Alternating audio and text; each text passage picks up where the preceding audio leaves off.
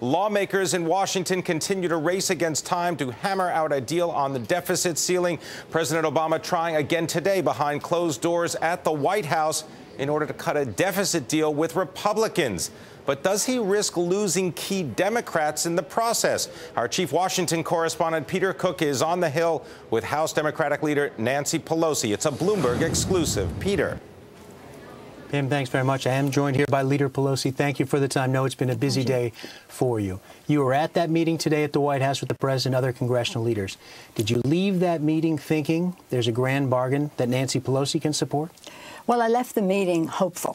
It was a very constructive, productive meeting where we was very candid, as you can well imagine, and we had agreed that we would go forward, work in the next few days, meet again on Sunday to see how close we could come to something very grand that would reduce the deficit, that would not impede the growth of our economy.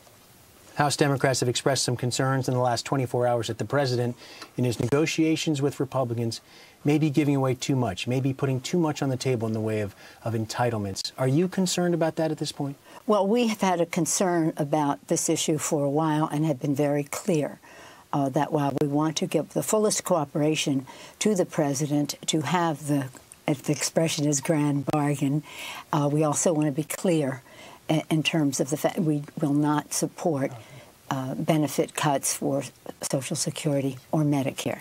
There's plenty we can do to reduce the deficit in terms of cuts and revenue before we try to balance the budget on the backs of America's seniors. And you made that clear again, not only to your Republican colleagues there today, but the president as well? I went to the meeting as the House Democratic leader. As House Democratic leader, I lead a group that is unique at that table. Our House Democratic caucus has a majority of people who are women and minorities, and of that number, a majority are women. We know full well the impact on Medicare and Social Security on the American people, both as beneficiaries, but also as caregivers. And so our caucus has very strong views about the fact that we do not have a deficit because of Medicare and Social Security.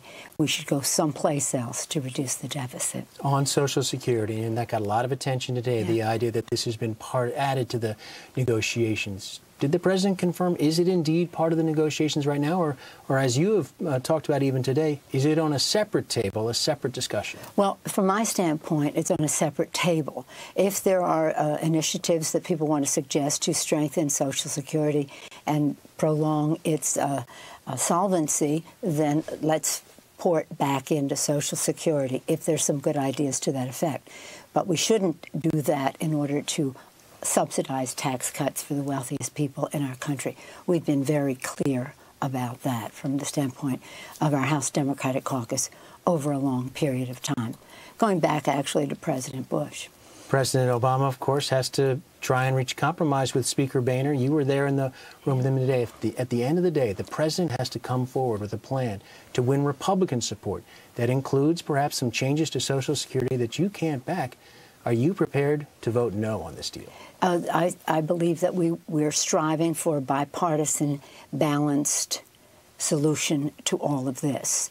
And we're not, I don't think anybody's drawing lines in the sand and saying, unless we get this, we don't do that. We're saying we're willing to give full cooperation to reach the grand bargain. Understand, though, that our priority is no benefit cuts to Social Security or Medicare. I don't even know if you save any money doing that. Are you reducing the deficit? I think we have to subject every dollar we spend, every federal dollar and every revenue, every piece of revenue we have to subject it to the scrutiny. Does it do for us what it is intended to do? Is it a help or is it a hindrance to economic growth and job creation?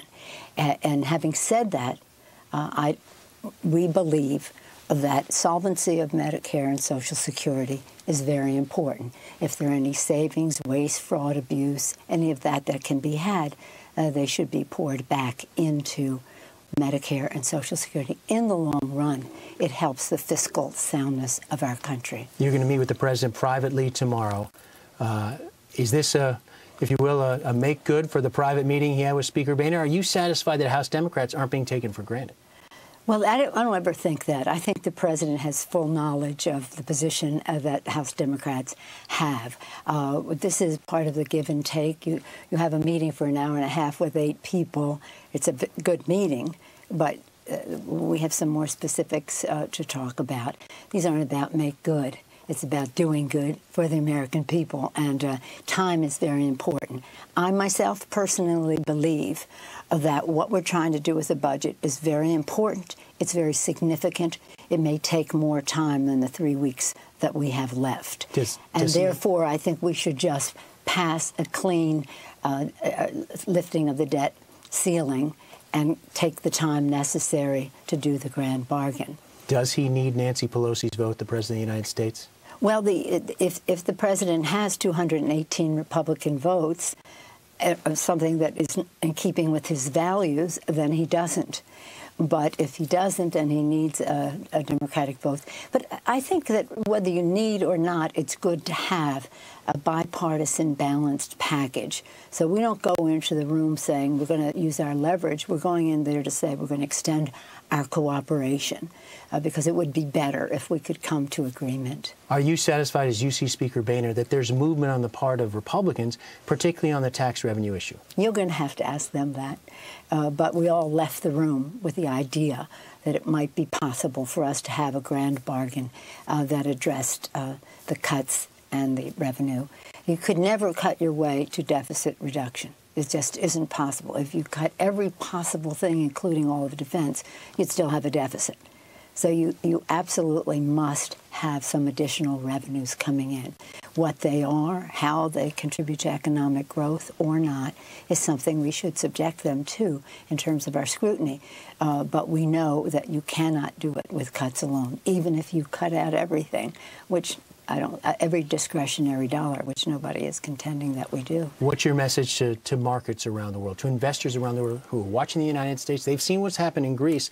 They haven't registered the same sort of impact here in the U.S. yet they're still worried about August 2nd. Are we headed for August 2nd without a deal? Well, with all due respect to Greece, we're not Greece.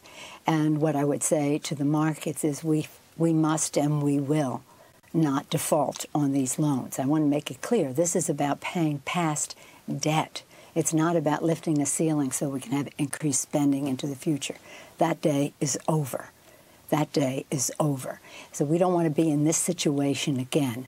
I believe, respecting my colleagues on both sides of the aisle, on both sides of the Capitol and down Pennsylvania Avenue, that everybody knows that the full faith and credit of the United States of America must be respected by the Congress of the United States. So I have faith and confidence that this will happen. And if at the same time we can put ourselves into a path of deficit reduction well into the future so that there's no doubt that we won't even be in this situation again, all the better. Leader Pelosi, final question for you. Is a bad deal here potentially going to harm Democrats' chances of taking back the House and you regaining your speakership? Well, that's the least important of it all. This is about the future of our country. Earlier this year, there was an agreement on a continuing resolution from March until September, 6 months. This is about 10 or 12 years, as I said to the president this morning. How long is this going to last? What is the baseline? Do we have firewalls? You know, what are the terms of our discussion here? And one of them was the idea that we have to get a job done. It's about the future of our country. 10 or 12 years, the die is cast for what the future will be. Elections are the least important here, and certainly my being speaker, even less important than that. What's important is the future of our country, the values we stand for, the dignity of retirement, the education of our children, the opportunity for jobs as we reduce the deficit in a values-based way.